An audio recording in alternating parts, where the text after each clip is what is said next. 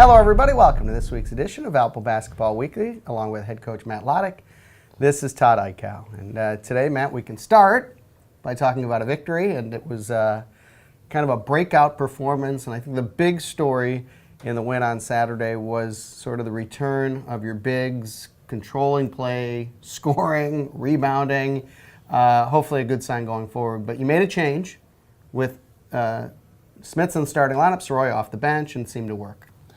Yeah, we've been struggling scoring, and I think Derek's been pretty consistent scoring. And so, we wanted to have that presence early in the game and, talk to Jay about it, and he was very comfortable coming off the bench. So, it worked out, obviously. I mean, we want to build on it moving forward. I think for us, and I've said it, publicly a lot, but we've had great practices. Obviously this is a new team, a new league, a much tougher schedule.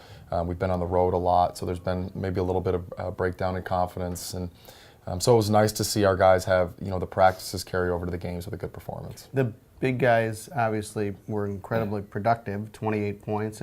Jay Soroy had 17 points in 12 minutes, which is incredible production. A lot of that had to do with they got the ball in kind of an easy spot to score. They didn't have to operate so much. It was more of getting the ball in a spot near the hoop. Did anything change? How did that happen? No, I think, for us, it's, again, finding out kind of who we are. Again, we're very young, haven't played a lot of minutes together. And so, I think our bigs did a good job. We've been demanding that they get better position, that they get lower position.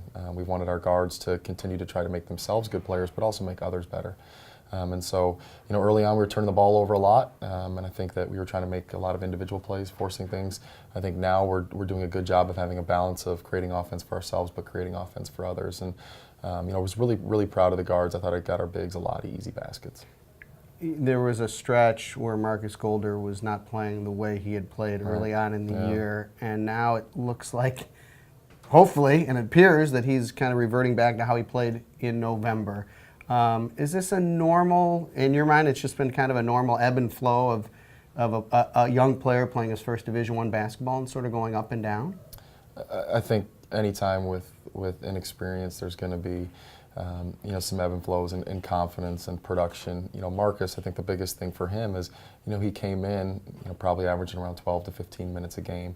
Then, with injuries and some suspensions, he was thrust all the way into a starting role, and so he moved up the scouting report. A lot more focus on him.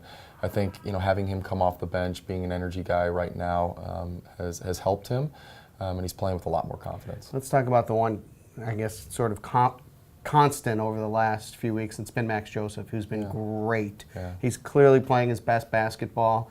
Not only scoring, but he's doing a little bit of everything. His rebound numbers are up. His steals and assist numbers are actually both up, too, during this stretch. What's happened? No, I just think, he's a senior. He's been through it before. He's had some adversity in his career where maybe early on he wasn't playing as much. And so he's been able to kind of deal with, the good and bad of being a college basketball player.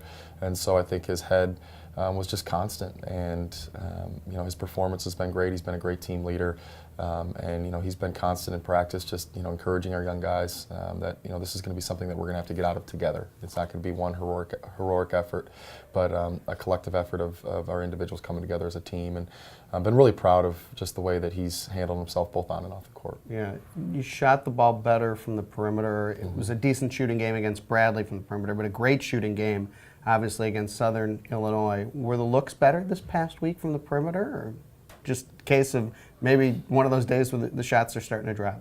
No, I think I told our team, obviously proud of the way that, we shot the ball, and it's easy to look at that, but, we defended very well for the entire game, and I think our defense created our offense, got out in transition, got some easy buckets, maybe got a good feeling. Also, we're playing at home. It can't be forgotten that we went a whole month really without playing at home, and then when we did play at home, we played a very talented Missouri State team, and so it's good to get back in our home gym, have our home crowd, with familiar rims, familiar basketballs, familiar spots on the floor, so look, I knew we were going to make shots. It was just a matter of time. It's a big game on Wednesday. Drake is obviously the surprise team in the league. It's amazing what they've done. Picked in the bottom Yeah. And here they are, the only unbeaten team at 4-0, and they've done it by winning one close game kind of after another. Tell us about their team and the matchup on Wednesday. Well, they're playing with a lot of confidence, shooting with a lot of confidence. They make you take tough shots over the top. The one thing with Drake is, they're all seniors. It's the 5th oldest team in the country, so guys that have been through it. And for us right now, we got to do a good job of running them off the line. Good job getting back in transition because they steal a lot of baskets that way. And we've got to hopefully, do a good job of containing Reed Timmer. He's been playing fantastic and shooting the ball great. So we're gonna have our hands full, but hopefully we can have some carryover from our last game. You have a team that I think the confidence level is starting to get. I think we saw some of it at Bradley. We certainly saw at Southern Illinois what confidence will do. You were down 8-9 points in the first half, and then once a shot went down, you could see kind of a pep in the step. You can see it, I'm sure, from the sidelines. Where, No doubt.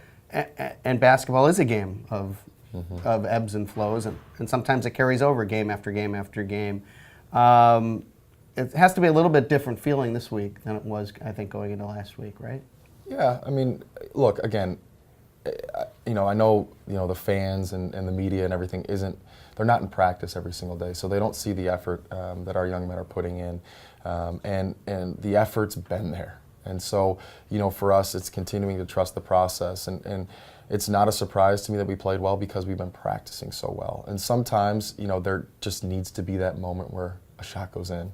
All of a sudden, okay, now I'm confident again. I mean, when you think back to our 8-0 start, I mean, we were playing with a ton of confidence. And then somewhere along that line, just being on the road, being young, injuries, things like that. I mean, I think some doubt came in, not only collectively as a group, but also as individuals. And so we just want to continue to remind our guys who they are, what really started us off onto that 8-0 start, and really get back to that. And I thought we took a positive step forward, but we're not going to get too high on a win, and we're not going to get too low on a loss. And so we're going to continue to trust our process. We're going to practice really well today. We'll practice really well on Tuesday, and we're going to have a heck of a team coming in here on Wednesday. But we're going to compete, and we're going to play as hard as we've been playing. Good luck on Wednesday. Thank you. For head coach Matt Loddick, this is Todd Eichow. Thanks for joining us on Valpo Basketball Weekly.